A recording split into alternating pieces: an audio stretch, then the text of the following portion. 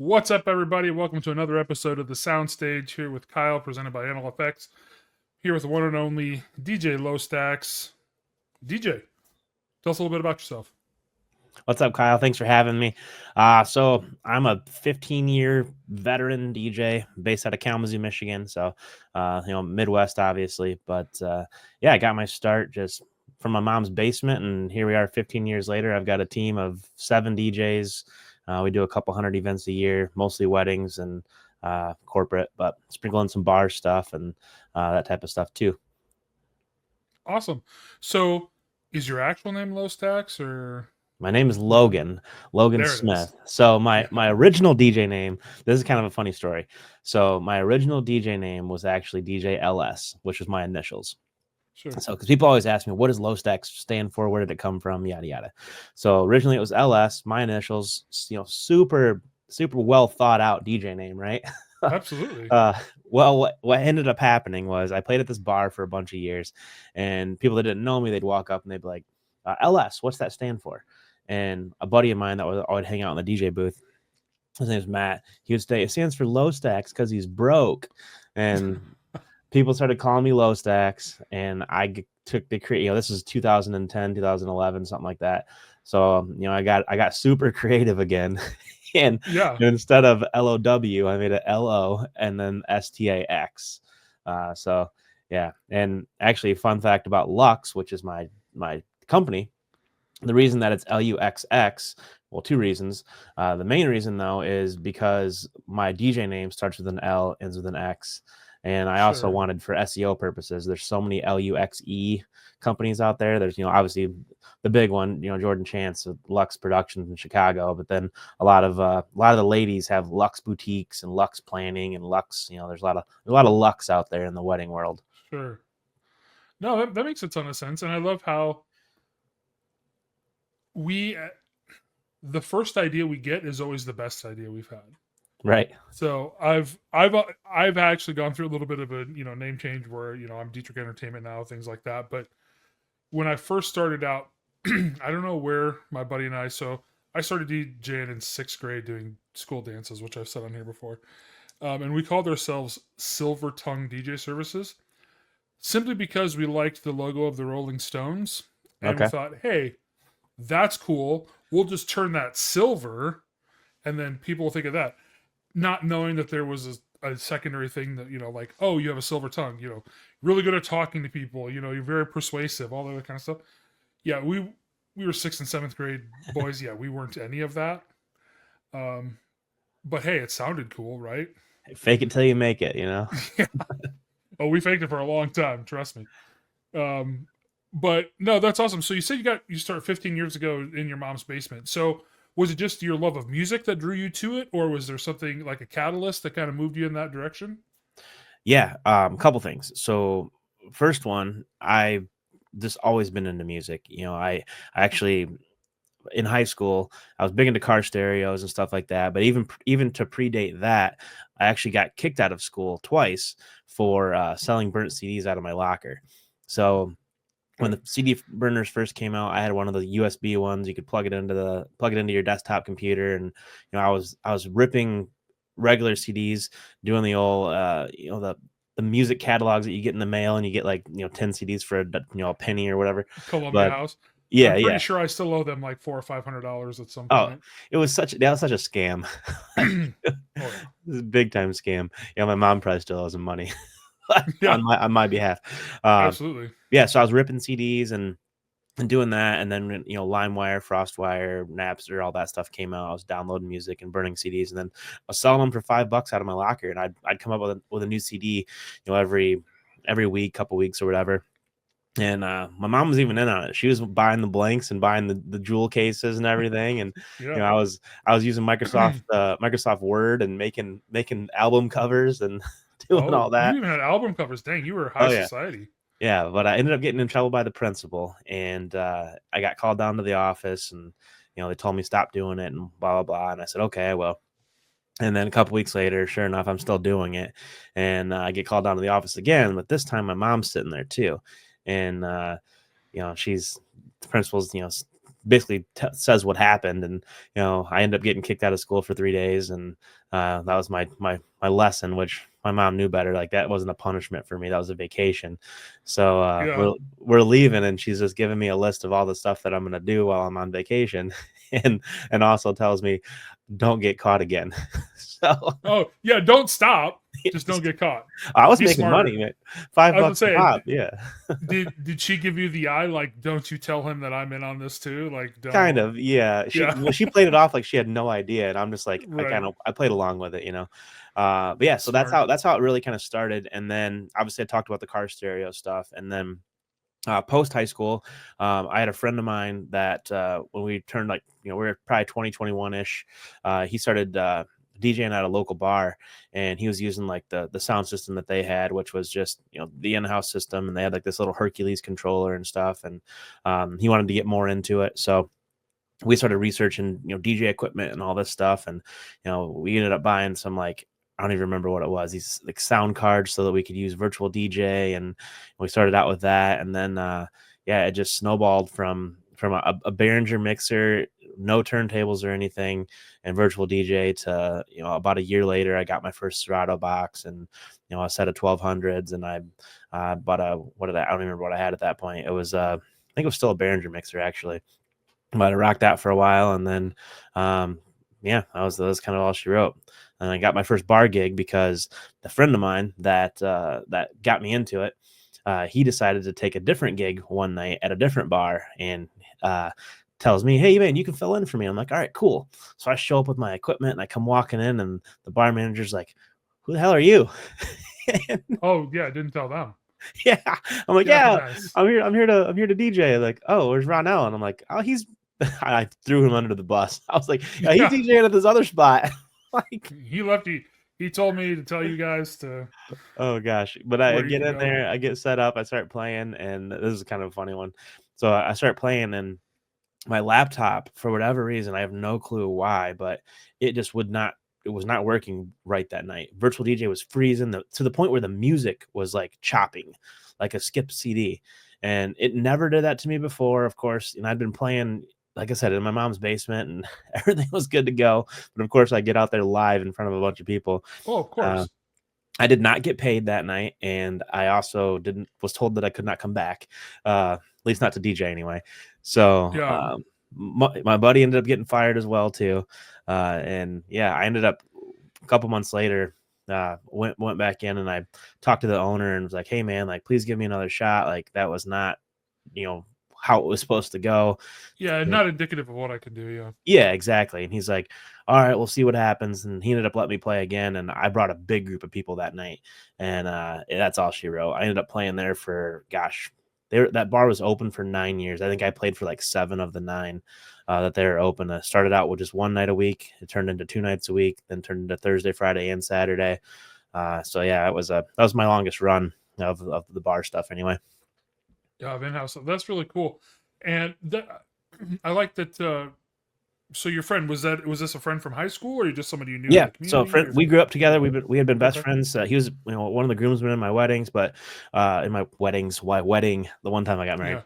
yeah, Uh, but yeah, we grew up together. We were best friends growing up since like 5th grade. Played rocket football together, all that stuff, and we're still friends to this day. And he does still DJ as well, so we both are.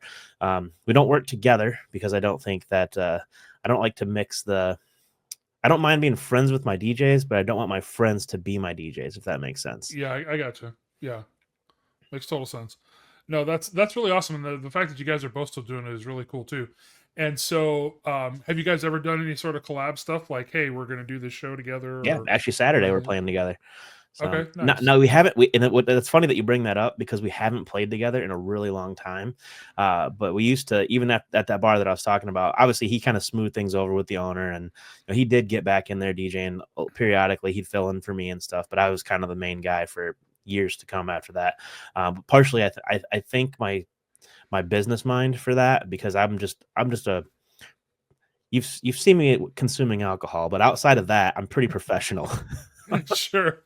Yeah. uh, Well, I think anybody, you know, yeah. consuming alcohol, it's not always your best foot forward. Right, right, right. So, I mean, most of the time, obviously for you it is, but not always. Yeah. So, but that's all right. No, that's really cool. And so for 15 years, and so you started doing the bars and all that kind of stuff. So when did you really start Luxx? When did that all come around? When did you decide to move into doing like private events and that sort of thing? Yeah, so I did the bar stuff during college and all that. I played at the bar that I was talking about, plus a bunch of the other local college bars around Kalamazoo and stuff. But yeah, off and on at that main place for all those years. But the wedding stuff started. I had a friend ask me to DJ his wedding, and I said, absolutely not, not a chance. And he's like, well, why not? And I'm like, I'm not a wedding DJ. I'm just not. Like the stigma back then of wedding DJs. You're think this is 2011, 2012 maybe. So Okay. quite a while ago. But the wedding DJs have definitely evolved a ton since then, but I just thought the vest and the bow tie, and I'm going to be out there squeezing a rubber chicken, teaching people how to do the chicken dance. And that's just not me. Right. Yeah. So my buddy ends up talking me into it. I DJ'd it anyway. I had no lights. I had two Behringer 15-inch speakers that actually I had them up until not that many years ago. They still worked. I just couldn't get rid of them. Finally gave them to a friend. He's got them flown in his pole barn. So he's got quite the rocking nice. system. Yeah. The joke behind the Behringer stuff was I used to always play Rammstein on Okay. Yeah. the German, yeah, and they just those things they sounded horrible, but they were super loud. But anyway, he ended up talking me into doing his wedding. I did it, and it just kind of snowball effect from there. It was just word of mouth, mostly from the bar. It'd be patrons that would come in a lot and stuff like that, and they started hiring me for that exact reason, because I wasn't your typical wedding DJ. Typical wedding DJ. Yeah, and again, like I talked about my professionalism and all that, and I went to school for sales and marketing, so I've always had a salesy kind of approach to everything, and just being a business professional and all that, like that carried right over into my emceeing. And I've never had any sort of formal MC training or anything. I've just kind of taught myself, and I feel like I'm pretty well spoken on the mic. I can command a crowd and get people where they need to be, and all that stuff. So that kind of word of mouth for a bunch of years, and then in 2019 I got real sick and tired of my day job, which is funny because I do still have a day job. It's a different one now, but I got tired of that, and I was like, you know what? Like, I want to see where I can take this DJ thing, because I was getting into YouTube a little bit. I was doing YouTube videos, and I was learning that there's other companies, there's companies out there there's people that are doing this full time. They're making really good livings, and like, I could do that. Like, why can't I do it? So I started, putting more energy into that, and then I actually went to Midwest DJs in 2019. I started at first it was LoStax Entertainment. That lasted a very short period of time. I'm talking like I don't even think I booked an event under that brand, because I went to Midwest and met a bunch of guys there, and actually Chris Hentz and some other guys, and Chris like totally dogged my DJ name, like LoStax Productions, like that sounds cheap, like blah blah, and then the way it looks, like, is it lost tax? Are you an accountant? Like, obviously there's some alcohol flowing and stuff, but he basically dogged it hardcore. So I went home, went back to the drawing boards. That's when I came up with Luxx, and yeah, that's all she wrote. Now we went from, I think we did 14 weddings in 2019, and we did 94 this year. So pretty decent. Pretty awesome. Yeah, no, that is really decent growth. And you said you have 7 DJs that work under you. So were they just, I'm assuming just like most places, you add one, then you add another, then you add another, just as things grow out. So are you guys strictly DJ stuff, or do you do like, DJ and all that kind of stuff? Or do you have like photo booth and all those sort of things? Yeah, photo booth. Actually, I was just running some analytics. Shout out to Simple, because they just updated some of their analytics stuff there. But I was running some reports in there, and we did 83 photo booth events this year, which is crazy too. So photo booths are growing. I use the Photo Booth Supply Co. stuff, so I've got a salsa booth. I was one of their very first affiliates. I actually jumped on board with those guys back in 2019. They were at the DJ Collective when Brandon Wong first came out with the salsa. He had it there, and I ended up picking up one there. And he had just started an affiliate program. And like I said, I'm pretty sure I was one of the first ones. But now I've got 3 salsas. I've got their chips and guac booth, and then I also have their tortilla, which is their 360 booth. Okay, that's awesome. And are you seeing pretty good volume with the 360 booths? I know some people have them; they're really like hit or miss. Some people love them and they sell them a ton, and then there's other places that buy them. I have a DJ friend of mine who they bought one and they cannot rent it out. They just can't figure out. So I don't know if it's a marketing thing or what. I definitely think it's a marketing thing, and also being in the Midwest, I feel like we are late to the game on everything. Those things have been super popular on East Coast, West Coast. They've been super popular for quite a few years now, and I had a different 360 actually that just sits in the case now because it's big and heavy and bulky, and the camera bounces around when it spins, and it's not the build quality of the tortilla by any means, but I ended up picking up that tortilla because I wanted to take another stab at it. I loved that it ran on the same platform as my other photo booths, and I just a testament to the build quality of the other two. I figured this one was going to be great, and sure enough, it is. It's bulletproof. I mean, I think the build quality is phenomenal. It just looks clean. It's white, sleek looking, all that good stuff. But I think that partially kind of helps sell it is the fact that it looks really nice. But the big thing with the 360s is I can't rent them to a wedding to save my life. I've only rented it to one wedding, but school and corporate is where we're seeing a lot of it. We had a handful of corporate holiday parties. I think we had 5 360 events in December, and two of them were school and 3 of them were corporate. So that's where we're renting them out the most is that stuff.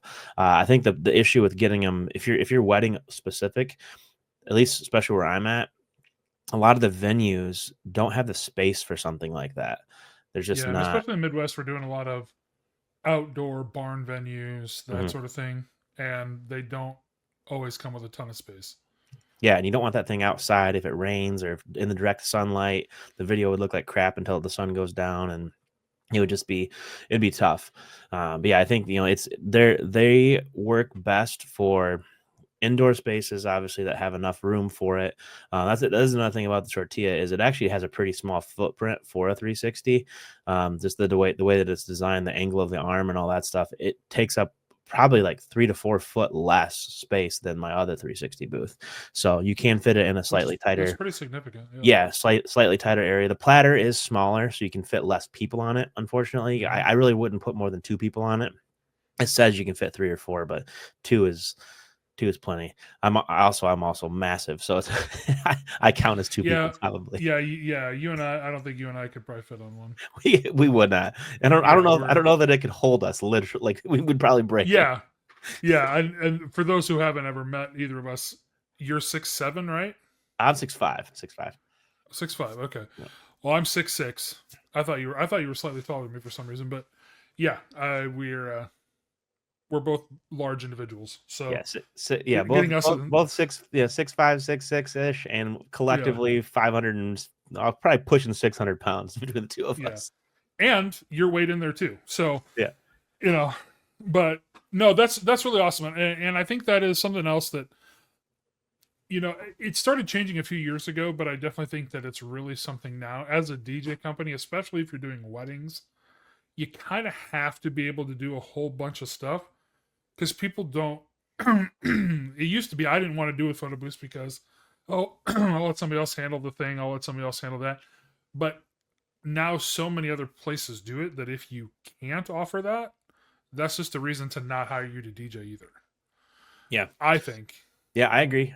We actually branched off, and we were getting so many photo booth only leads that I completely broke photo booth off from Luxx. So we have Kalamazoo Photo Booth, which is our photo booth division, and then we have Luxx Entertainment. And again, the reason for that was because we were getting so many standalone photo booth leads. I wanted to be able to track it and everything separately. And where we're at, I don't know what happened, if COVID did it or what, but I mean, there's not a whole lot of competition really in our area when it comes to photo booth. And again, nobody markets like I do. Like I have great website for the photo booth stuff, great website for the Luxx stuff, obviously. But if you search photo booths near me, like it's literally Luxx and Kalamazoo Photo Booth are who show up first for my area, which is cool. So I think that we're getting a lot of the leads. There are some cheaper offerings around us. The salsa booths, you're starting to see those on marketplace for cheap. You know, people that bought one and then they're getting out of it or whatever, and then somebody picks one up and then they want to go out and rent it out for $300 or $400, which is just, in my opinion, not worth it.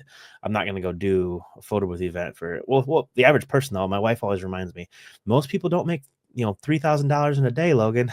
I'm like, Yeah. well, so No, for them, a weekend warrior, yeah, sure. If you can go rent your photo booth out for $300 or $400, that's $300 or $400 more than they had, the day before. So I understand that. yeah. I think about the only way that you can make the $300 or $400 sustainable, just because of I know how expensive photo booths are because I have a few, and obviously there's a lot of cost that goes associated with it, not just for the upfront investment, but then also the software on an ongoing basis. If some of them you got to pay per event that you use it, all that kind of stuff for the software and all that kind of thing. So I think about the only way that you could do that is if you have a lot and you're doing 2 or 3 in a day. Yeah. And you have, and you can go and you're basically doing ones you can just go set up, leave, go set up, leave, go set up, leave, and then swing back and start picking them up throughout the day. And so you're doing 4 or 5 in a day. And so, yeah, you're doing, $1,500 worth of photo booth events. It's just over 5 events. Yeah, that's exactly how we operate, actually. So the salsas are 100% drop offs. Standalone. We drop them off, pick them back up. The chips and guac, if there's prints, we have an attendant. If there's no prints, we do. At first, I did nothing but attendance with that one, but now I trust it on its own. I got it figured out now, and I trust it. Plus, what I always do is I send myself a picture so I can monitor the gallery and stuff and see how they're looking. And they have that new Fiesta app, which a lot of people were hating on hardcore, and I'm with them. It was bad when they first dropped it, and it's gotten a lot better now. They're putting updates out like literally all the time. Now that iOS 18 came out, they've dumped a bunch of updates since then, and it's getting better. And I think eventually it will be as solid as the Salsa app was.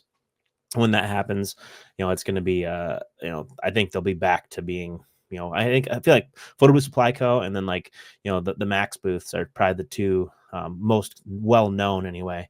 Probably the best marketed is what it is. I think Danny does a really good job of marketing to the DJs, right? And I feel like Photo Booth Supply Co. more so markets to photographers and everybody else.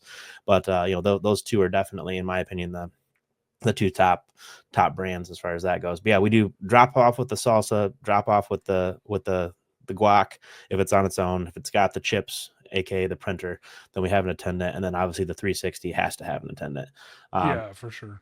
Actually, I think one of the coolest features about the tortilla is there might be other booths that do this. I'm not super versed in the 360 world, but that thing with the app, when you hit start, it starts it Bluetooth to the 360, so it starts and stops on its own, which I think is like the coolest feature ever. It stops at the same point. So wherever you start from, that's where it stops. I think that's really cool. No, that is really cool. I've looked at the salsa stuff. I've done some research into it, but I've never used it. I just had one that I kind of built out myself, with the shell and prints and all that kind of stuff. And then I did get a Danny one, just kind of a standalone, digital only. Here you go. Yeah, those are super nice. Yeah, well, and again, it's more that, well, then I can have one I can just drop off. I don't always have to have somebody with it, all that sort of thing. But then also the thing that's really nice about that is, and it's kind of like the salsa one too. Like that's how, especially younger kids now, because I think about it, I'm 40, but so people who are getting married, they've never not known iPads, and so it's so easy for them to say, oh yeah, I just do this, and yep, this is how it works. And so they just want, oh no, I just want the one with the iPad. It's way easier. Yeah, you're not wrong. It's way easier. So for sure. And it's less for us to do, because like you said, like with that one, it's a curator app, not the salsa one, but just use a curator app, create everything in there. I can do it on my computer in 20 minutes, just upload it to there and I'm good. Yeah. Yeah, so, no, I think the photo booths are huge, and I always tell people too, like of course the front facing camera on the iPad's not the greatest photos ever, but at the end of the day, what it is it's another piece of entertainment for your event. It's something else to keep your guests entertained and keep them there longer. It's not about the photo quality. If it's about the photo quality, you get a photographer or get a booth that has a DSLR. Like that's what I love about the Guac booth is it's got the DSLR, so it takes really amazing photos.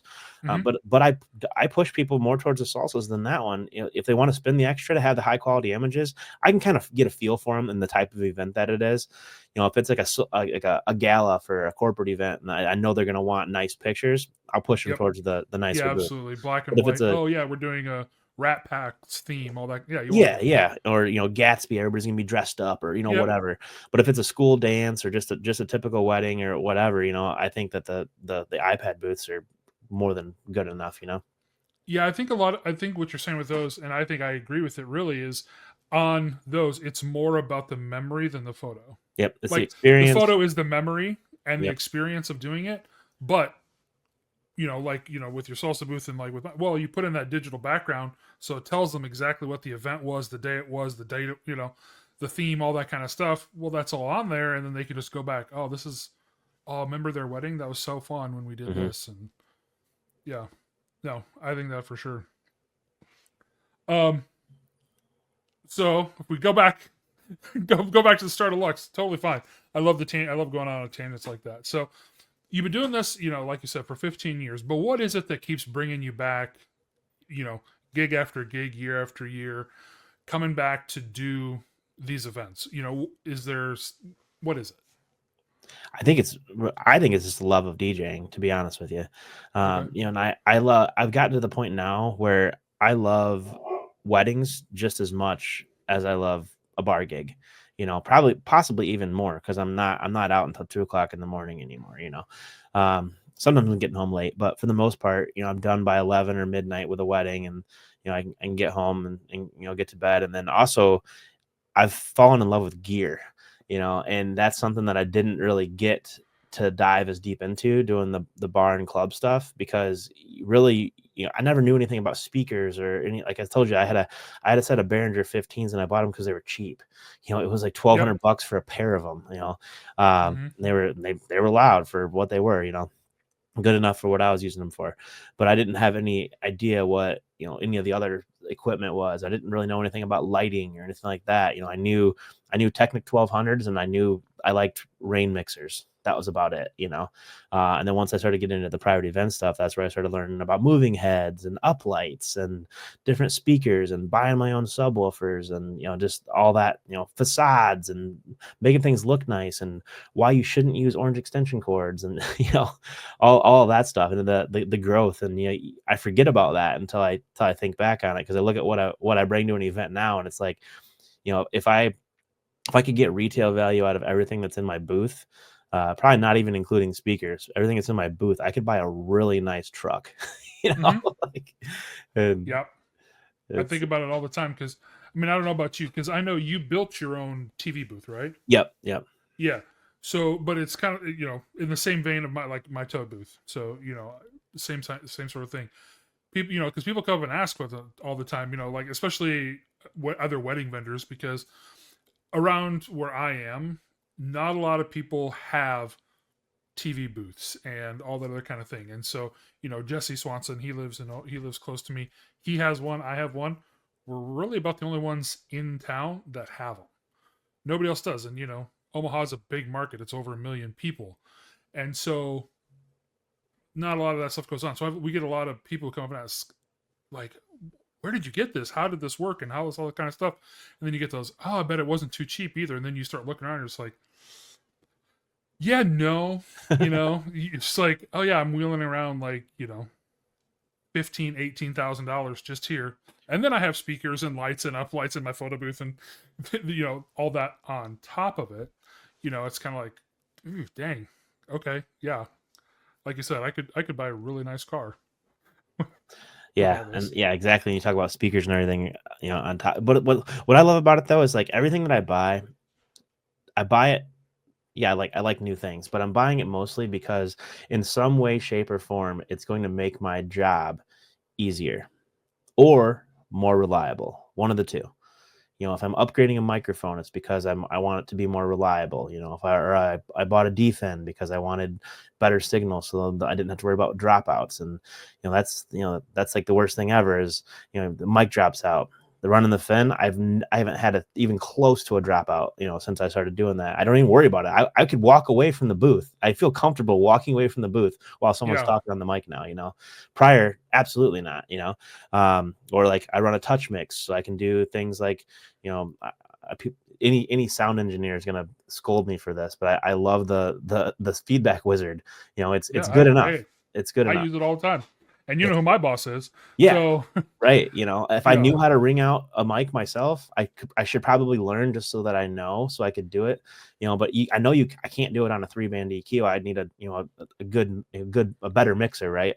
But, yeah, or if I could learn how to do it within the touch mix, you know, maybe I would do it myself. But, you know, the feedback wizard, I feel like does a good enough job. I don't have to worry about that. And, you know, I can add compressors and things like that so that my audio going out, no matter what, if it's a crappy, it used to be like you'd use like,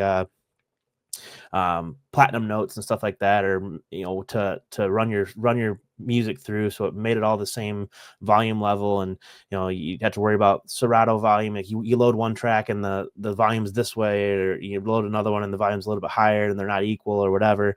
I used to run into that all the time, but now I've set limits and things and in my touch mix, so that no matter what, the music coming out of it, whether it's from Spotify or Serato, it maxes at the same volume. It can't go any higher or whatever. You know, it limits it. It's a limiter is what it is.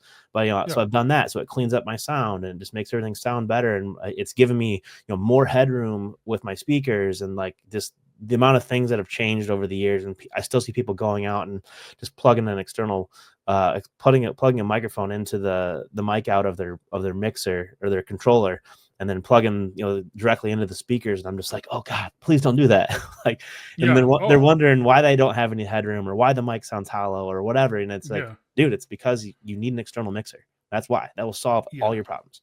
It handles a lot, and those are one things that does get. I think you have to kind of get into it and see that.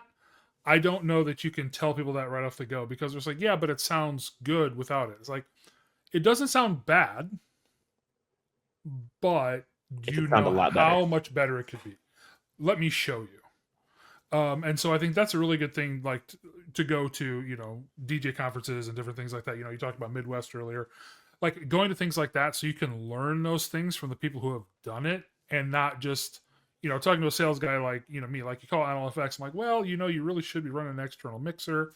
You know, it sounds like I'm trying to upsell you something, but if you actually see the benefit of it, as in, like you said, hook everything up, and then now I go through my external mixer, I actually can get my speakers to go louder because it's getting a cleaner signal, it's getting a better signal, and so the perceived sound is so much better because it's going through here and it's getting cleaned up. It's you know, it's all the same where it's supposed to be, all that sort of thing. Obviously, you know, the feedback wizard came in clutch for me at an event just a couple days ago, because where they set up their table, it's like, no, we want the speaker right here and the table right here. So they wanted to talk directly in front of the speaker the entire night.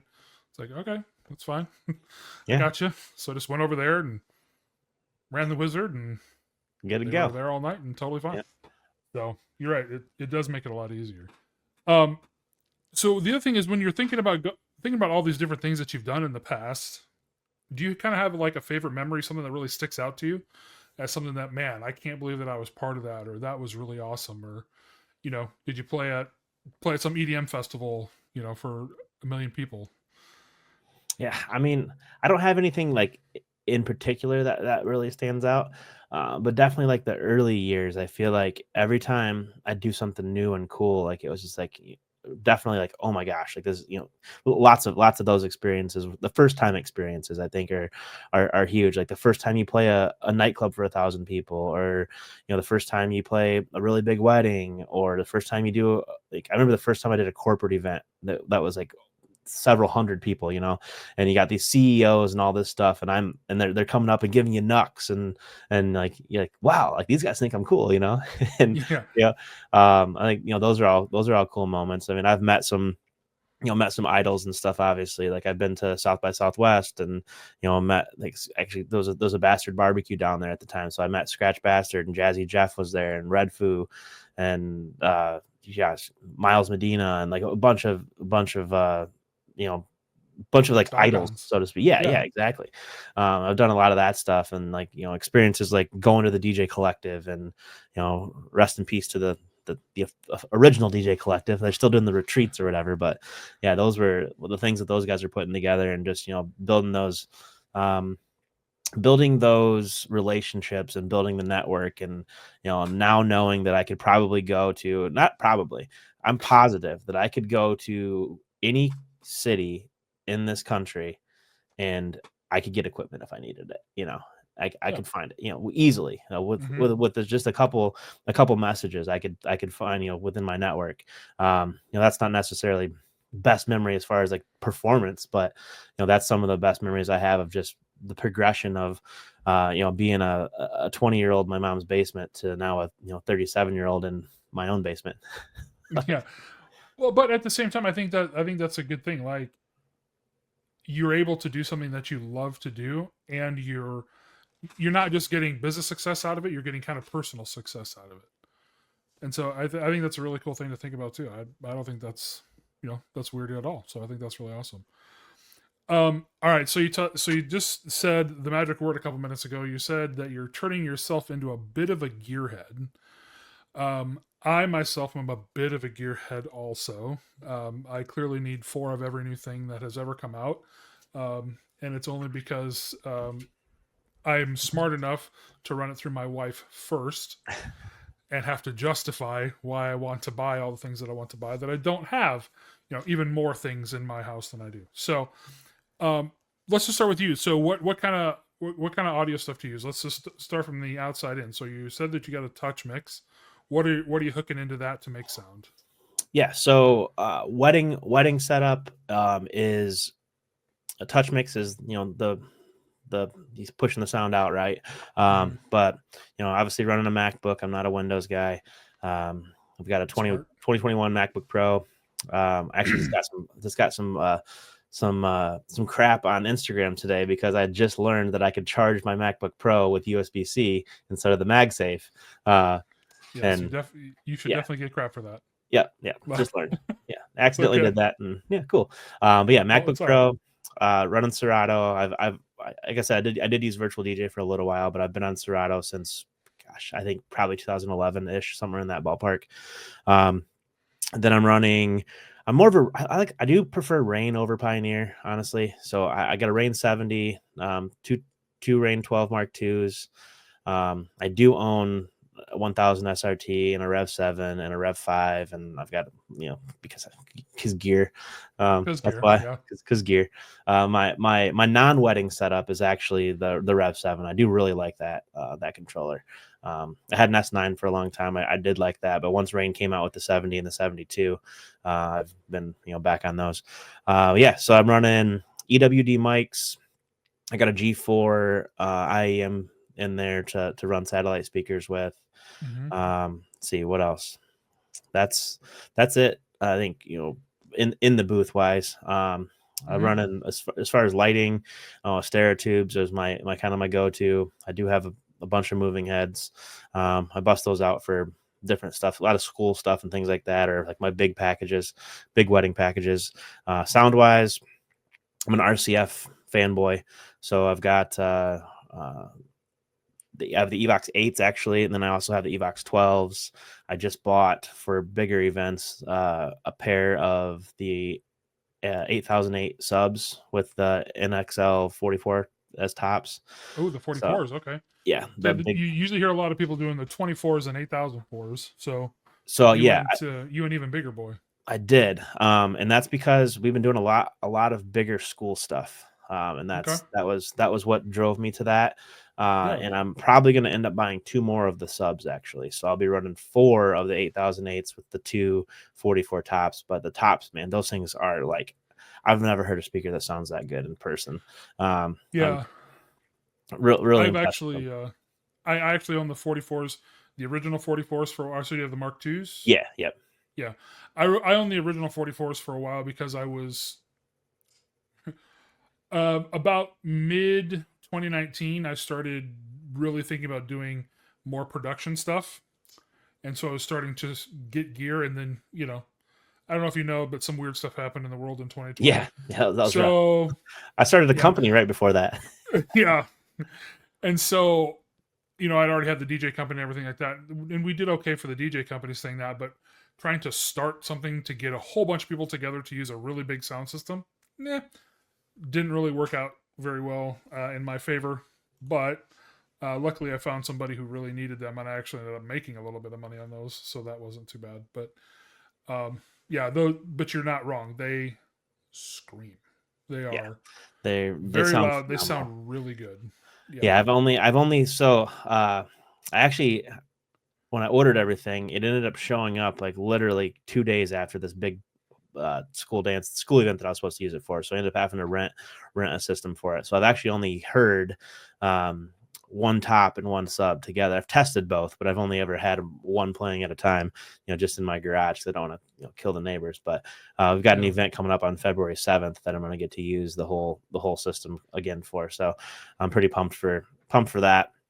But we've been the school stuff like in our area is just, it's so like underdone is the best way to put it. Like, you've got these schools that have 1,200 kids, and they're bringing in a DJ that's coming in with like literally like just Two two. K12s. Yeah, and Yeah. he's not mixing music. He's just sitting there playing a playlist, doing whatever, and they're paying Mhm. $400 for this guy to come do this, and that's fine. But these kids are the attendance of these dances is down, down, down, down, down. It's bad.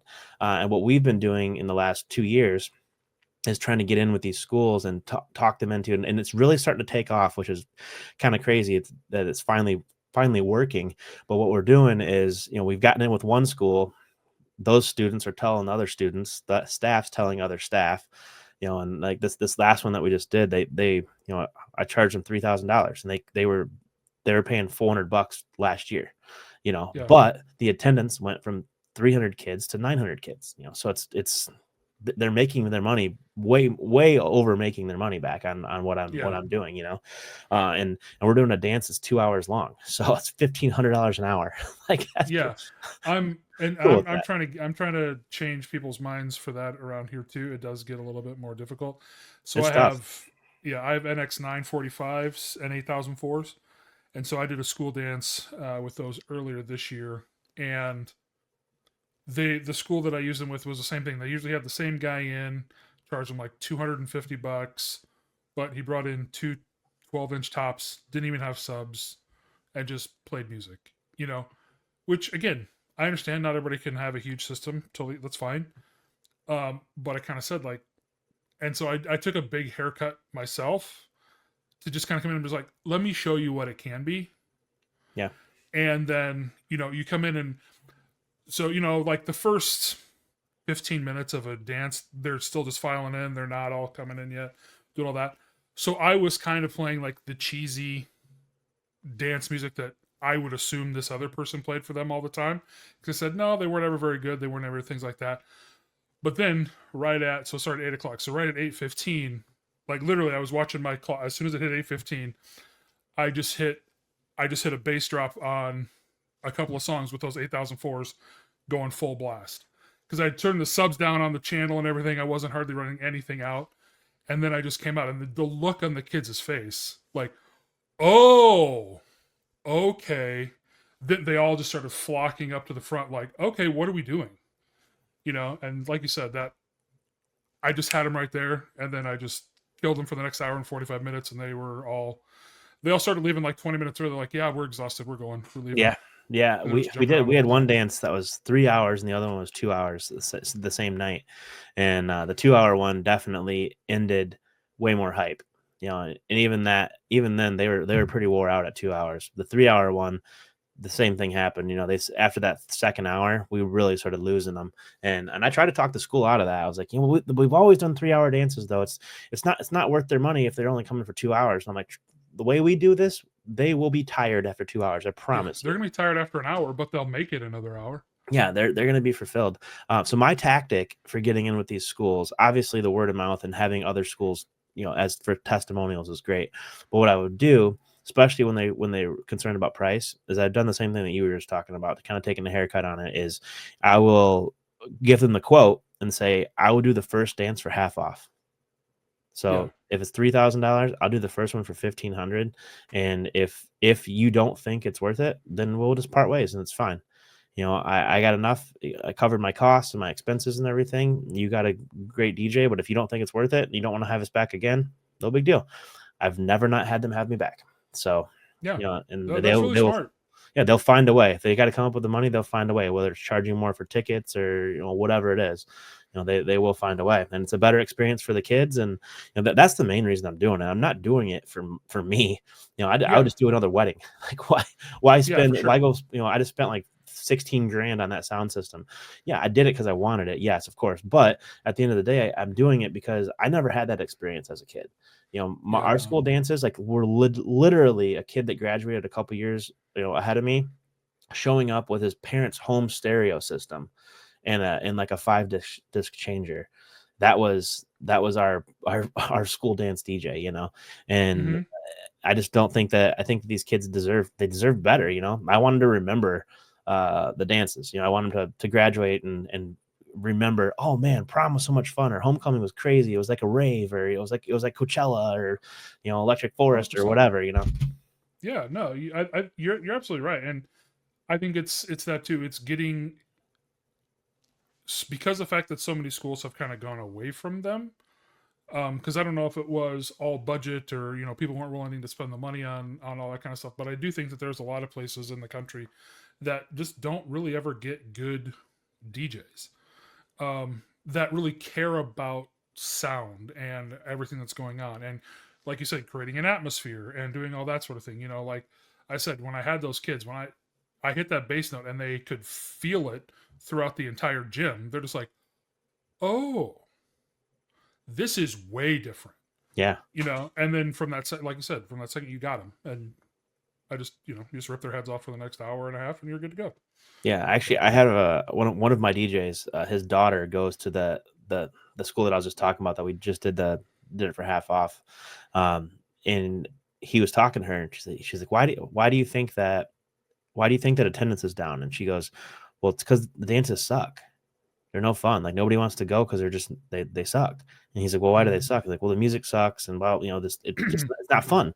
And if it's not fun, like, and it's crazy to talk to the schools too, because the schools will be like, well, we don't know why attendance is down. It doesn't make any sense, and like, it's because it's no fun. It's pretty simple, yeah, it's a very easy equation, yeah, the kids are telling you why. yeah, they are. If you ask them, they would tell you exactly why. It's Yeah. the same, but it's the same thing with weddings. You have couples that they don't see the value in what we bring, so Hmm. they hire a super low end new DJ, or somebody that just doesn't have doesn't want to grow, or improve, and then they get that experience, and then they wonder why everybody left their wedding at 9 when it goes to 11.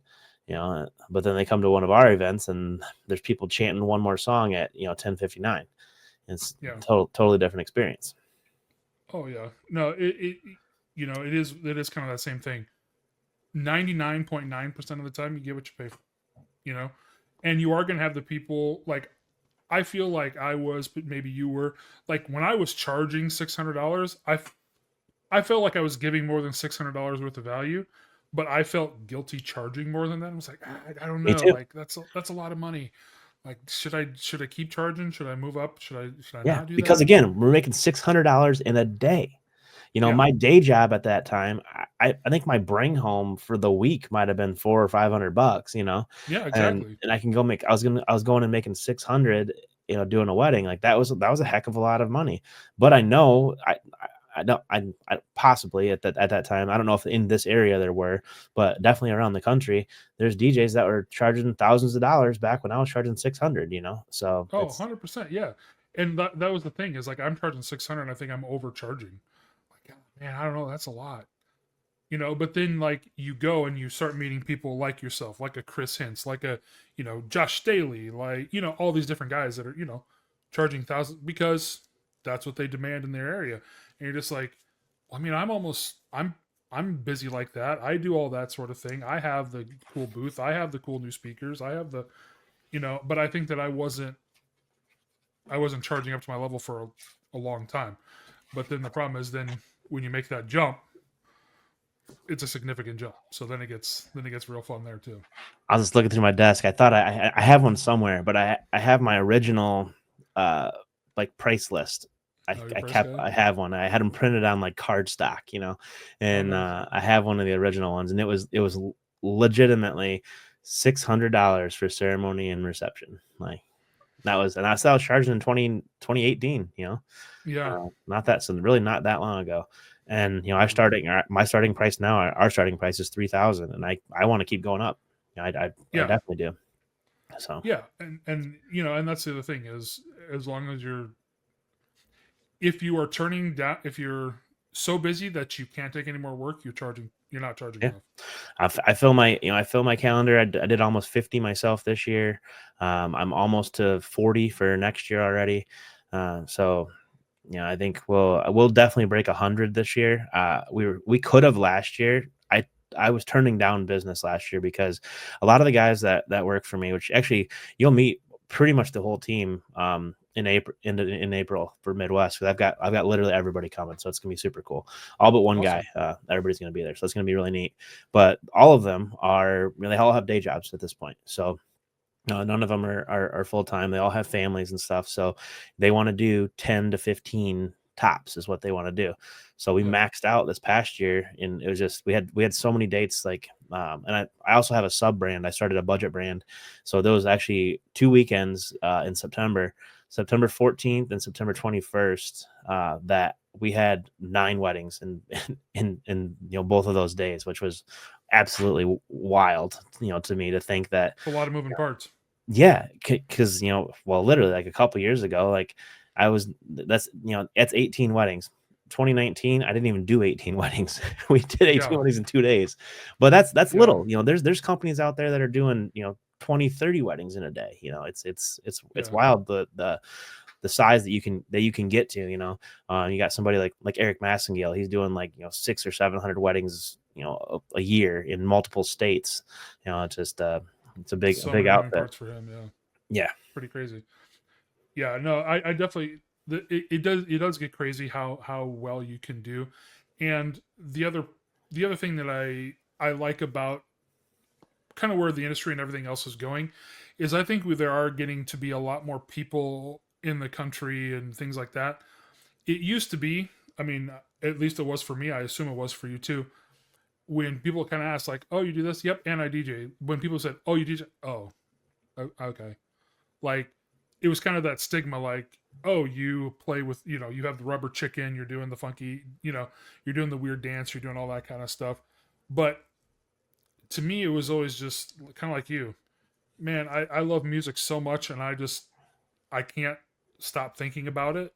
I got to do something with it, otherwise I feel weird. Yeah. I There's have like, to I I have can't to remember what they manipulate it. call I it, have but to. there's something where if you don't, if like some people have it, some people don't, but like when you hear music and like the hair on the back of your neck stands up kind of thing, like I love DJing, like don't get me wrong, but if I'm traveling and I'm on vacation or something, I seek out live music like crazy. I want to find a bar that, yeah, once I'm tuned up a little bit, I love to go to the nightclubs and dance my ass off or whatever. But earlier in the day or in the night or whatever, I love to find. That's what I loved about Nashville is you step foot on Broadway, there's a guitar freaking playing in every single bar. And Yeah, I just love that. I just feed off of that I energy. love And live acoustic shows. Live acoustic shows are my favorite. yep, I love live music, live bands, live acoustic, like whatever, getting different instruments in there, horns, and all the stuff. And that's again, it's just because we love music, and I don't even know how to play an instrument, which is crazy. You think I would Yeah, have taught myself at this point, but I don't. It's my instrument is turntables. I guess. yeah, and that really is a form of expression, and it's a form of music creation because when we're doing mashups and we're doing blends and we're doing things like wordplay and we're doing all that kind of stuff. We are making music. We're just not using our own. Right. We're taking stuff from other people and being like, hey, I wonder if this kind of works together, which is kind of what they did to create it. They're just like, hey, I have this beat. Will this hi hat? Will this snare? Will this guitar beat? Will this work with that? you know. Yeah, well, So that's what sampling is. A lot of new yeah, music they sample, especially in the hip hop world and stuff. They're sampling, live music, or they're sampling other records and things like that, and they're, messing with the key and pitch and things like, and just creating a new song out of old, pieces of other songs. So yeah. bunch of old different old stuff. Yeah, no, for sure. So as you're looking forward, you've already, like you said, you've got some stuff booked for 2025. Do you see new stuff coming in 2025? Like, are there new trends? Are there new things that you're seeing people are asking for? Any of that kind of stuff like that's coming up? Um, I don't I don't necessarily think anything new. I don't know. I guess trends wise, one thing that I am seeing a lot less of, which is funny because again, it's already been done in the other areas of the country, but less wedding party stuff. So it's couples. They're coming in as just the couple. They're not even having wedding parties. And if you think about that, like it does make sense. Like, why should you have to rate your friends? I got to pick my 5 best friends, and the Yeah. rest of you just get to be guests. But these are my 5 best. And then I feel like you get married, and half the time, a year later, there's several people in your wedding party that you don't even talk to anymore because they moved away or you had a falling out or whatever. So I think that's a shift that I've seen a lot more of. I may or may not be slightly instigating that just because I hate introducing wedding parties. I think it's Sure. so, I always talk about how boring it is. You got first up it's Steve and Sally, and then you got, Tim and Stacy, and they come in, together, and they might not know each other super well or whatever. So I either bring them in as a group. So I like to do that. Either bring them in as a group. I think there's a lot of high energy with that. So doing that, or bringing them in as just the bridesmaids, then just the groomsmen, and then kind of like bring them in like basketball teams or sports teams. Bring them out onto the court, then you bring the couple out. I Hmm. think that's definitely trending more and more. And then I think just less formalities in general are definitely trending. So you're Yeah. seeing less cakes, less even parent dances are starting to kind of fall off. Um, Okay. and yeah, I feel like that's something that I'm definitely seeing more of. And I think the barn trend is starting to die off again. Finally, it was definitely slowing down in like 2019, and I was doing a lot more indoor stuff. And then all of a sudden, everybody and their brother opened up a wedding barn. I think that's starting to kind of slow down a little bit. We're seeing some barns close too, which is unfortunate, but uh, it's the same thing. Like, I don't know about down by you, but we had that big influx of breweries, back in the day. Like, everybody and their brother was opening up a microbrewery, and now a ton of them have closed, and even now more of them are closing again because if Yeah. they're not pivoting, if they didn't turn into a really good restaurant, they've closed, um, or if they didn't start making liquor. They've a lot of them are turning into to still houses, so they've got beer and liquor. But yeah, I think that the barns, the same thing's happening with those. If they didn't add amenities and add running water and bathrooms and all that stuff, they're starting to fall off as well. Yeah. I mean, we've seen a lot. I saw a lot of barn venues go up. So I moved down here by Omaha in 2021, up by where I was up in north central Iowa. There was tons of barn venues. There was, I think, from my house, which I lived in a small town, within about 35 miles of my house, I think there were 7, Wow. and I think there's 2 left because it is that same thing. Like, I think that everybody really wanted to do it right away, and the problem is everybody wanted to do it right away, so everybody was looking for one. Hmm. So they were really busy for a few years. But now, I'm still seeing barn venues. I'm still seeing those other ones, but it is the ones that you, like you said, they have air conditioning, they have indoor space, they have good parking, they have stuff that you can do not out in a field. Obviously, a lot of people who want to get married in that sort of locale, they want the option of doing an outdoor one if they can, but they kind of need an indoor option also. Yeah. And a lot of the ones that are still really going strong have that. Um, but I think it is, yeah, like you said, I think it's dying down in that there's not 50 different ones available, but there's probably still 10, Yeah, for me, it's 10 or like, 12. if you want to have your ceremony outside, awesome. But once reception gets here, you got people in suits and dresses, and they're looking sharp. They're at a wedding, You know, Mhm. if it's July, they don't want to be outside in 100-degree humidity. Like they just don't, Michigan summers are awesome, but it's still middle of the day in July in Michigan, you do not want to be in a suit.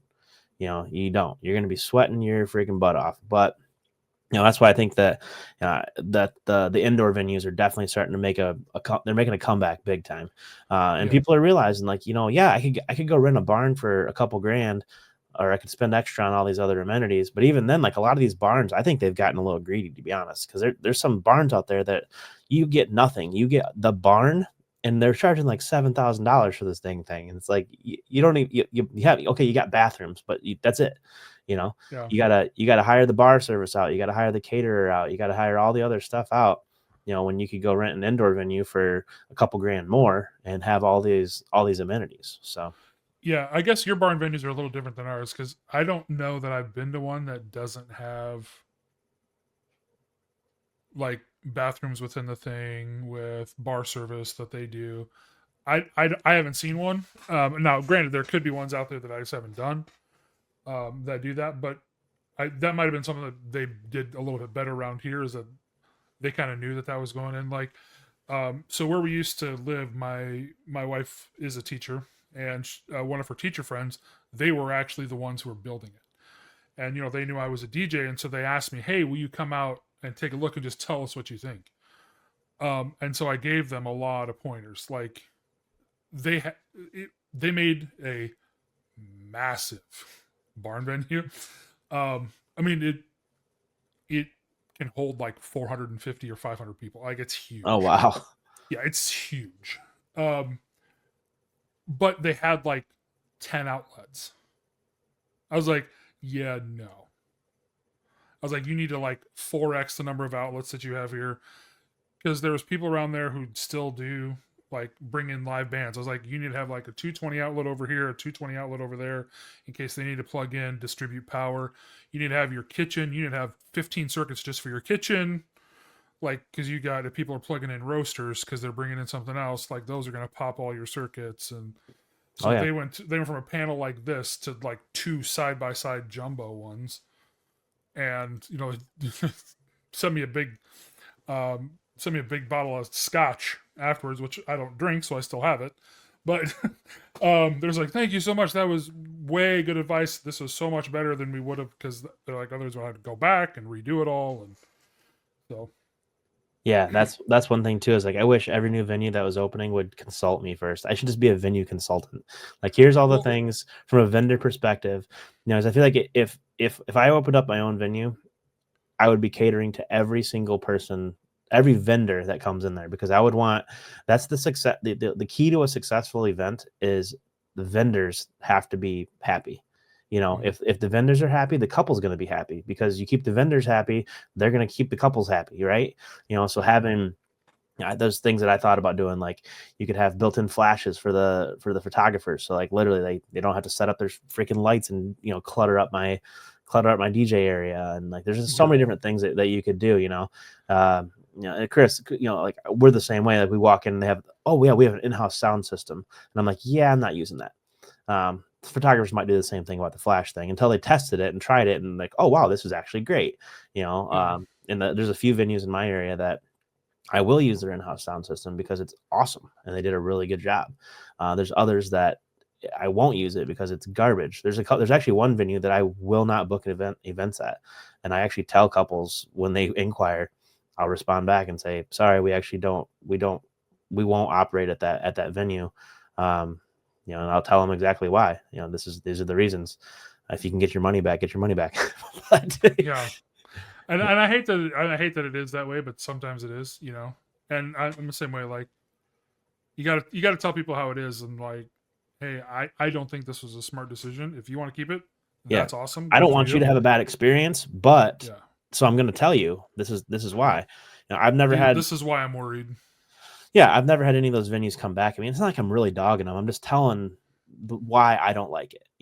I don't have like a venue where I don't go there because of the staff or anything like that. But Hmm. there's some that have rules, like decibel rules. There's one that I can't break 90 decibels, and I tell them I can't do that. Like I can yell. We can yell louder than 90 decibels. Like I Yeah. can't. That's not going to work. You know. You get 200 people talking over each other, you're going to be over 90. Yeah, exactly. Yeah. So and then what that does is it makes me look bad because the couple and their guests are telling me to turn it up, and I'm like, I can't. The venue's telling me I can't.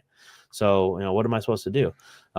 I've actually got one venue that I'm technically banned from because I literally told the lady to piss off. I'm like, I'm sorry, but they paid me. You did not pay me. If you don't want me back here, that's awesome. I won't come back. Don't worry about it. Yeah. And I that's played, fine, yeah. I played my normal decibel levels. And the end of the night, she was shutting the lights off on me, like basically leaving me in the dark. And I'm like, well, joke's on you, lady. I can get packed up pretty darn quick. Yeah. Yeah. I've never, we can never actually beat the wedding party out most of the time. Yeah, literally. Stuff. Yeah, dude. Especially with the booth on wheels, man. Mhm. I've got a flight case for my Evox 12s too. So I literally flight case for the Evox 12s, throw the Astera tubes on top. Everything else is in the booth. So when I'm done, I take my little kick guard off that blocks the wheels, take that off, unplug my stuff. I got a patch panel on the bottom, so everything's just all built in there. Wrap up the cables, speakers go into the flight case, Astera tubes go on top of that, and 2 trips, I'm back into the trailer, strapped in, and I'm out. I could get out in 15 minutes if I needed to, probably less. Yeah. Fastest I've ever been out of a venue is 9 minutes. Yeah. I was trying. I was hustling. Yeah. Like I needed to get out. Like I had stuff I needed to do. Yeah. But it can be done. So no, I totally get it. It's it's a crazy profession, that we do, despite the fact that you and I have other jobs outside of that. But it's also what's really awesome about it is that we can be in that profession, excelling in that profession, but still be able to do a regular job. I think it's really unique in that area where, most people, if they really want a successful business, you kind of have to pour your whole heart and soul into it and just focus on that. And we do to a point, like especially getting started, and how many times were you up till 3 a.m. redesigning your website and doing all that? I mean, I was doing it because, again, I moved. I kind of did a rebrand, so I changed, same name and everything, but I changed my look and I changed my thing. And so I don't know how many times I was up till 4 a.m. and then back up at 6 because I had to get ready to go to work. Oh yeah, my wife will tell stories about when I first came up with Luxx and everything, and I built my first website by myself, and doing all that, and like literally, like you're right, I was staying up till 3 o'clock in the morning, had to be to work at 8. I did that. I did it every night. I'd get out of work. Second I got out of work, I came home and I was working on stuff, and like I haven't posted on YouTube in, I don't know. I think I posted one time this year, but when I was doing all that, that was another thing that I was just trying to grow and trying to work on and all that. And fun fact, I guess for accountability reasons, I'm gonna say it live on the podcast. But I'm coming back. I'm coming back to YouTube with force. With force, I'm coming back. Nice. My goal is 1 video a week for 2025. I think I can do that. And there's so many guys doing gig logs out there. I might do a gig log here and there, but most of it, I've learned so much since I started this thing in 2019 that's the stuff that I need to be sharing, not the gig logs. Like, again, if you want to see a gig log, I'll do one periodically, but I'm not going to do one every event like I used to, because it's the same thing. It gets boring. It's the same thing over and over and over again. Yeah. I'll still make reels. I haven't stopped doing that. I mean, Instagram, I'm doing great over there, but the YouTube stuff's definitely kind of fallen off. But I want to, especially like dabbling now into the production stuff and doing more of that, and learning how to program lights. And I feel like I've pretty much mastered the Wolf mix, which was in Spanish to me when I first got it, actually German, I think, but still. But yeah, I've got that figured out, and there's just a lot of stuff that I could share, like charging your MacBook with USB-C. Yeah, hey, all good tips. But I think that's what's also really great about us DJing in the time that we do. If I think back to when my mom got remarried, so when she got remarried, I was at the wedding and the whole thing. Well, I remember going up and trying to help the DJ with their tapes, because they were going back and forth on the tapes and trying to get it to the right spot and fast forwarding and rewinding and all that other kind of stuff, and they had actual like light switches that they were turning on and off and things like that. And I think about, they just kind of had to figure it out. Yeah. there really wasn't a super easy resource that they couldn't go down to the local library and pick up a book and read about it.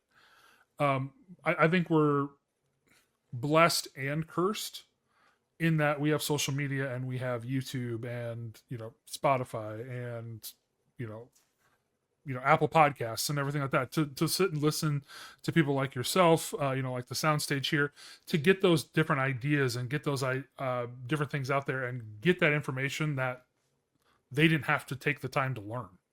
Right. We did all the trial and error for them.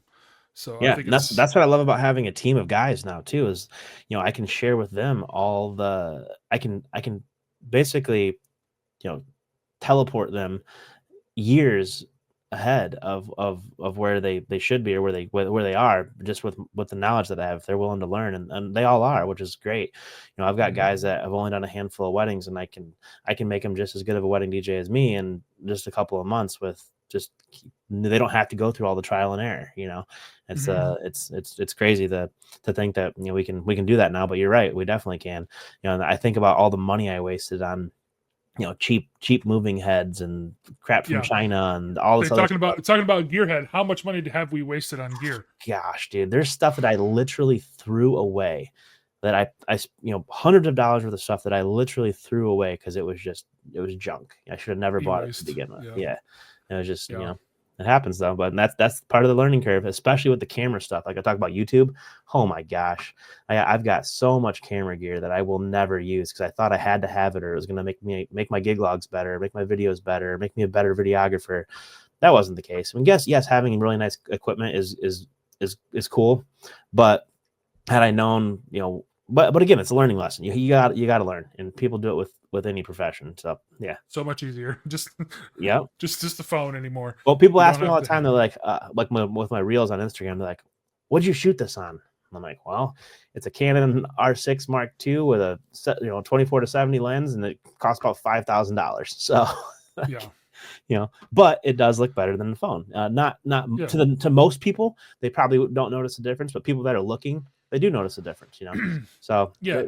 And I think that is where it gets a little bit difficult because, like, a lot of people don't realize this. So, like, we shooting this in the thing. I'm shooting it in 4K, the whole thing like that. But by the time it gets to your thing, it's gone through compression, being uploaded to where we're doing it to. Then it's got compression from YouTube. Then it's got compression from you. Yeah. Then it's ratioing down to get on your display. Like, there's so many different ways it does it. By the time it gets to you, it's like, hey, this is 720p. Yeah. But if you start at a higher bit rate, then it can go down and it can still look good. So yeah, I remember learning that, like, uploading to YouTube. I'm like, I don't understand. I'm exporting it in 4K and doing all this other stuff, and why does it get there and it looks like crap? You got to figure out the combinations of how to properly export to get it there. Like with my reels, I'm shooting in 4K and doing all of that. I'm editing in 4K, but I'm exporting in 1080p. I'm not exporting a 4K reel, because what's going to happen is Instagram is going to take that reel and it's going to dumb it down to worse than 1080p. So if I just give them 1080p right out of the box, 480. Yeah, if I give them 1080 right out of the box, they don't mess with it. It comes out the best quality that it's going to be. Now, you don't have to give them 4K. With YouTube's gotten a lot better. Like, I can you can play in 4K and all that stuff. You can upload to 4K. Yeah. It's so, if anybody's wondering why, it simply comes down to cost for them, because if you're uploading, the amount of memory that it takes to upload a 4K video as opposed to a 1080p video, it's more than double. Oh, wow. Like, it's not linear, it's exponential. So, like, going from, anyway, not to get too deep into all that kind of stuff, but that's why they do it, because then it costs less for them to host it. They don't have to have as many servers. They can compress it better, all that kind of stuff. So there's a whole bunch of reasons as to why they do it. And I get it. I mean, it's a free platform. Right. You can't expect them to be like, oh yeah, you can upload 8K raw video and we'll house it for you for free. Yeah, it's kind of free. It is. It's free for us. Yeah. But where they're making their money is through all the ads and all the other stuff. Yeah. And that's what I'm saying is, like, for the end consumer, it's technically free. Right. Like, I am one who pays for YouTube Premium because I do a lot of stuff with YouTube. I I watch a lot of videos, I watch a lot of different things and do all that kind of stuff. And so it's my way of, because then the creators make more money off of your ad revenue because Yeah. you're actually paying for it and all that kind of stuff. Yeah. So, Yeah, I have YouTube Premium as well, but luckily I still, even though I haven't posted in 8 months, I still make enough money off of YouTube to at least pay for that. hey, So there you go. It's an offset. Now, is that you pay for the YouTube Premium or you pay for all the camera gear? that's true. Yeah, the camera gear, that's another thing too. Is content, like the justification with the camera gear and stuff is I look at my leads and where they're coming from. And I got into YouTube with the intention of making money off of YouTube, right? Mm-hmm. I didn't think about how else I was going to make money off of YouTube or Instagram or whatever, but like making the reels and everything, like getting good with the camera gear through YouTube made me get good with the camera gear for Instagram. And now I get a ton of my leads for weddings come from Instagram, a ton. And it's Yeah. my Instagram that's driving it. Obviously the Luxx Instagram is pretty good too, but these couples are finding me. They're searching whatever, wedding DJ, Southwest Michigan, blah, blah. And like, I'm all over that because there's not a single person in the state of Michigan that's doing social media to the level that I am. So it makes it a lot easier. Right. And being good with the camera gear and all that, and that's helpful. Yeah, that's one way that I can justify spending all the money on camera gear, because I am booking events off of it. And I think that's another thing, like you said, the social media thing, like being able to be good on social media is not, well, everybody knows what social media is. Not everybody's good at doing social media. Yeah, consuming and creating are two very different things.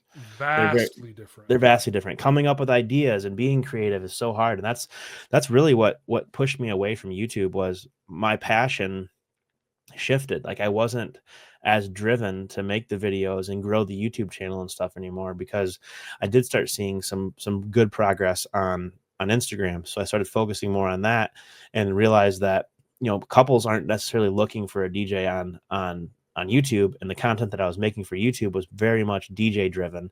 It was for other DJs to watch. Yeah. The content that I was making on Instagram was more for couples. It was more for potential clients and seeing me in the act, and watching me mix, and highlight reels of my events, and all that stuff. So I just kind of followed the money. It's exactly what it is. And you're talking about the camera gear and stuff, and like the main reason that I spend so much money on that stuff is it's gear. I'm interested in it. I'm interested in making videos and new cameras and all that stuff, because I just I nerd out about camera gear just as much as I nerd out about DJ gear. And it's so funny, like when I go to a wedding and a videographer will be like, "Is that your camera?"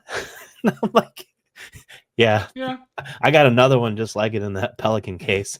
He's like, "What? Why did you want to use mine instead?" Yeah. I'm not even like I can't even count on both hands the amount of times I've had better equipment than a videographer. Does that make me a better videographer than the videographer? Absolutely not. He's a wedding videographer, and it doesn't. You can shoot a wedding with this. I've seen it. I've seen I've seen it be done, so it's not all about the gear, but yeah, it is funny when then I have to go down the rabbit hole of explaining, okay, man, like I shoot content for my social medias. I have a YouTube channel and blah, blah, blah, blah. That's why I have all this stuff. I said, and I just really like camera gear. So we can nerd out about camera bodies and lenses and, all that stuff, which is usually cool because it's a conversation starter with the videographer. And also a lot of times what it'll do is I've had videographers make me reels just as a thank you. Like, hey man, I made you a reel. Sweet. I'll post it. Or they'll send me some clips or, whatever. And then we just develop a relationship because we can nerd out together over, an overcooked piece of steak or chicken and camera gear. No, absolutely. Well, man, I could talk to you about gear all day. It's kind of crazy. We're one and the same. Like we're about the same height. We like the same kind of interest, all that kind of stuff. I just can't grow a beard like you. Well, this took a long time. You'll get there. It's okay. So is yours patchy or? Oh, dude, it grows in all like Joe Dirt. Like, yeah, it's bad. I rock the like heavy, what I call the 5 o'clock shadow. It's like the heavy shadow. It's what everybody else calls it. It's everybody else's 48-hour beard. This just took me like 8 years to grow. So hey, we all got to be there. Hey, you have it up here. I don't have the good up here, so We all got to get something. But so last thing, I'm just going to touch on here real quick with you. So you've been, you stopped by the booth, you talked to us when we were at Wedding MBA, all that kind of stuff. So when did you really kind of learn about NLFX, and when did you start, getting stuff from us? I'm pretty certain it was 2019 Midwest DJs. Okay, I think that's what it was. I think Ben might have been there. I don't remember. it's definitely Um, possible. I think he was, but I think it was definitely around that time. And yeah, I just always it's one of those things too where I think learning that NLFX is a small business and it's privately owned and all that stuff, and it's not this big. Like, I've been to Sweetwater and that place is freaking, monstrosity. They've got hundreds of employees, so I'd much rather give my money to you guys than them, or Guitar Center or whatever. But yeah, I think it just I found out about it in 2019, and it's been one of those spots where you can call and talk to you or Kat or Ben. I could Facebook message Ben, pretty much any time, he's going to get back to you, which is crazy. You wouldn't expect that, And if you have an From the guy issue with who a owns the mic or any company. gear or whatever, yeah, as long as you got it from you guys, you're going to help us out. And that's the customer service that you don't get from like the big box places. You're just not going to get that. Like, you could probably buy that microphone for cheaper off of Amazon, but you're not going to get that customer service. You're just not. Yeah. Yeah, and and that's the other thing that we really try to make sure that we get through to people is, with a lot of our vendors, we do actually have pretty darn good pricing. We can get really, really close, if not beat most anybody. Can we beat every single one? No, we can't. The only thing, kind of broken record on me here saying it, we always just ask, give us a chance. Let's see if we can. But the other thing that I'm going to do for you is, again, like I say all the time, we're going to give you what's right for you.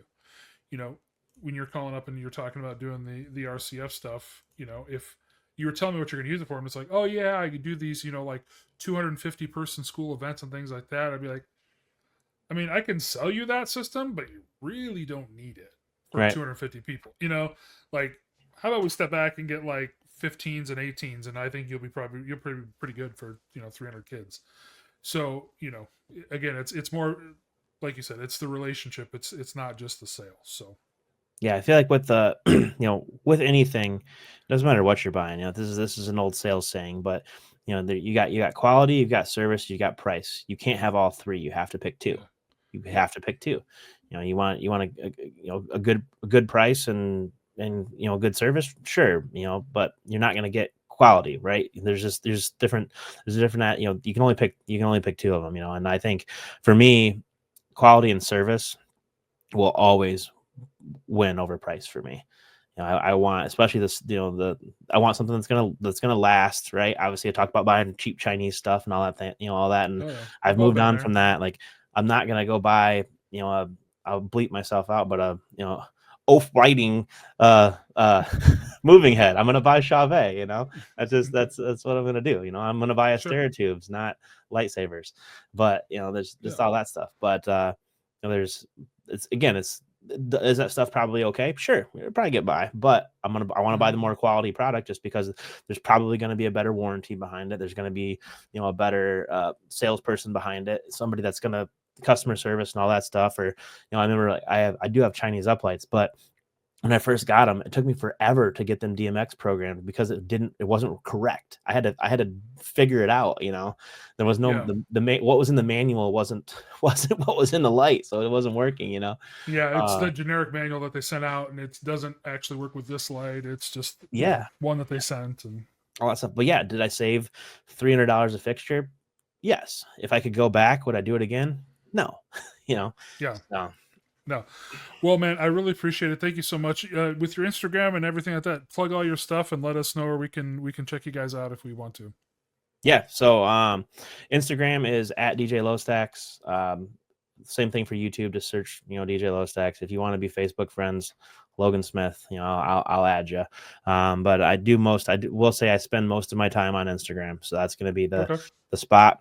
But yeah, if you guys want to, if you see me in person or if you want to shoot me a message and hold me to it, I am promising that I'm going to try very hard to put out a video a week for 2025. That's my All right, my, so my we're YouTube gonna goal. I'm gonna say we're gonna need 53 videos. Yeah. That way you get that extra one in there for the for everything. So no, we're gonna hold you to that, and I might have to give you a contact too, and see what all your Jedi mind tricks are for Instagram, because that is definitely a platform that I am not fantastic on. So look forward to my emails and help with that. Okay. Yeah, absolutely, man. All right, man. I appreciate it. Thanks so much for your time. Thank you, everybody, for listening. We'll be back next week with another awesome episode. Take care, guys.